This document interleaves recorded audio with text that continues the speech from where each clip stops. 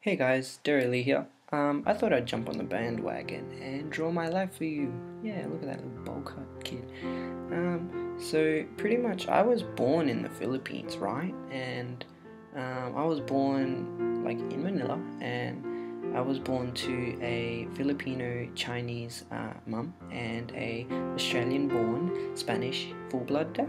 Yay! And they met because my dad was living in Philippines at the time, and my mum was actually looking for work in Manila. So yeah, they met through a friend, and you know what happens when mummies and daddies meet. So I was kind of born out of wedlock, lol, and it's pretty funny because I don't know. I just find it interesting. And like pretty much after that, my dad left. So my dad left to go. He was forced to go back to Australia, and like we really needed him to go back because of course like he could help us when he was there, but it was hard for him, and my mum and myself couldn't go back.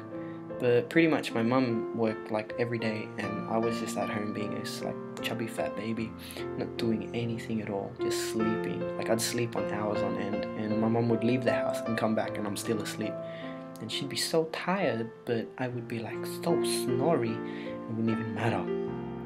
Pretty much like my dad was like able to get us to Australia eventually out of some hard work. Even though he was unable to work and stuff, he was able to get us there, and he was like, oh my son, hello, and my future wife. But he didn't really talk like that, it was just me overdubbing. And like we got to go to Sydney, so Sydney was the first place we got to, and you know I don't think we got to see the Sydney Harbour Bridge, which is a shame. I'll take you there one day, mum. My dad's not really like he wasn't a working class man. Like he couldn't work because he had a disability and he was on like disability pension, so it kind of sucked. For me, like you know, it's just always just growing up. You know, my whole life has just been based around living off the government because that's how poor we've been, and just looking at my mum and dad. But pretty much like my mum and dad eventually got married, and I was so happy. I was like, yay! I finally got married. And I was like, yeah, mummy and daddy, and yeah, it was pretty cool. Pretty much a few years after that, like, we ended up, you know, mum ended up pregnant, and it was with a girl, but she died. She was gonna be a blue eyes Filipino girl, which is really, really rare. But yeah, she died after birth. We ended up in Tasmania after, and that's where I spent like some time studying, doing some schooling, and you know I was like, hey, I'm in Tasmania, and my mother fell pregnant again, but this time with a boy who is now my brother. And I was like, oh my god, I have a brother. She's like, you has the brother. So I was like, yay. But it was too cold in Tasmania, so we had to go all the way back up to Darwin, where it's like really, really hot, and it was like good for the baby, which is where my brother was born. Basically after that, like my mum and my dad lived, like we all lived there, and my mum and my dad would always like fight, because my dad really wanted to go to the Philippines, but he had an underlying heart condition, and my mum was like, no, you can't go, and I was like, no, stop the fighting, because I was so young, and my brother was so young, and we didn't know what to do. But eventually, like, they kissed and made up, and we all went to the Philippines, and it was the first time my brother ever went to the Philippines, so it was pretty fun. But when we went there, basically my dad was never going to set foot in Australia again, because that's where he would die. And I witnessed that death myself, and it was just me, my mum, my brother, and her family.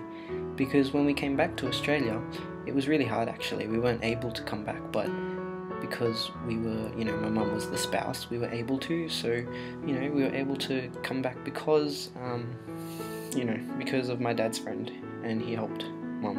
And I told my mum at 9 years old that I would become the man of the house. So we got back to Australia, but the sucky thing is we had to leave my dad behind. But it was his wish to die there anyway. So pretty much like when we got back to Australia, it really sucks because dad's family didn't want anything to do with us anymore. We haven't heard from them since, and it's been about like 10 or 9 years now. But yeah, I think they're racist. They don't like my mum because she's Asian. But yeah, they don't want anything to do with us. So we kind of just found comfort in friends, and friends kind of just became family here in Australia. But it's just us three. School was pretty like crappy for me. Like when I first started, because I was always like the loner kid, especially when it came to like big groups. Like I didn't know where I'd fit in because I was like half Asian, but I was like here in Australia. But you know, I found comedy and being friendly, like it really broke those barriers, and I ended up making more friends.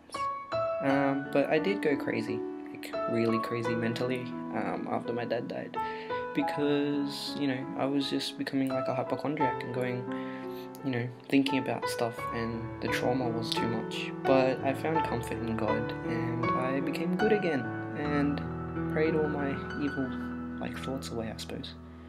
So yeah, that was really good, and I was able to get back on track and help my mum. But girls thought I was ugly still, and that didn't help my looks.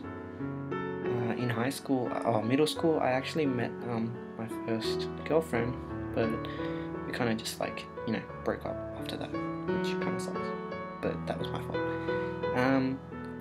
Soon after, like middle school, we went to high school, and you know, in high school, I guess that's where I found my passion for dance, music, everything around arts.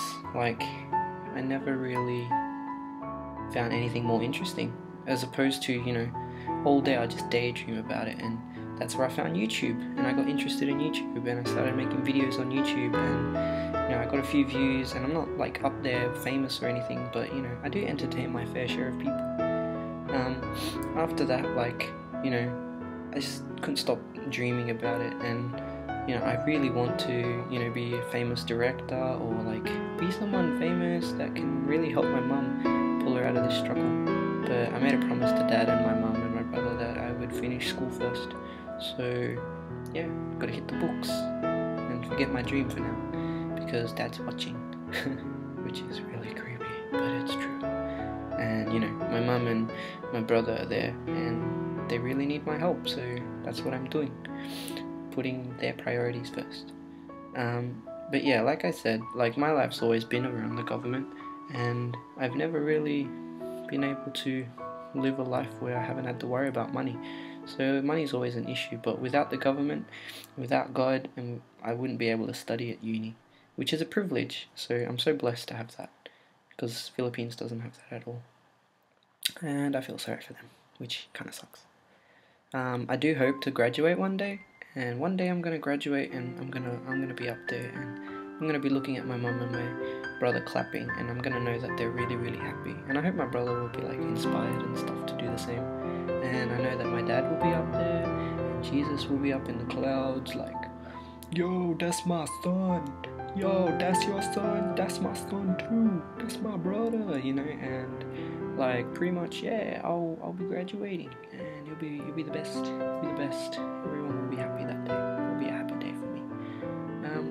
Like, you know, really, I'm so blessed to have the family that I have. You know, without them, I would be nothing, and without you guys who have been watching my YouTube, who are my friends, who are my family, friends, and God, like everyone's just, you know, played such an important part in my life.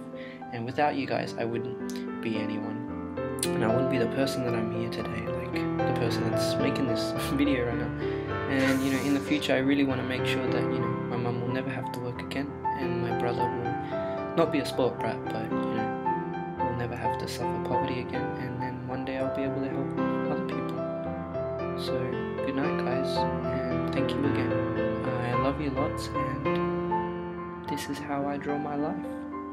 Stick figures.